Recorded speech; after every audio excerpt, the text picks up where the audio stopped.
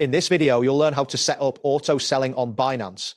This process will allow you to sell your cryptocurrency automatically, ensuring that you can take advantage of price movements without needing to monitor the market constantly. Begin by logging into your Binance account. Once logged in, navigate to the spot trading interface.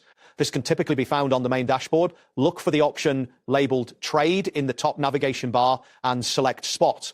After this, you will be directed to the trading screen where various trading pairs are displayed. Next, locate the crypto pair you wish to sell. You can find this by using the search bar or by browsing through the available pairs. Once you find your desired pair, click on it to load the trading interface specific to that cryptocurrency. This will display the current market data and allow you to set your order. Once on the trading interface, select the order type as stop limit. This option is crucial for setting up your auto sell. You will see fields to enter the stop price and limit price. The stop price is the trigger point that will activate your order, and the limit price is the lowest price at which you are willing to sell. Enter these values carefully as they will determine how your auto sell order functions. After entering the stop and limit prices, proceed to specify the amount of cryptocurrency you want to sell. This can be done in the designated field on the trading interface.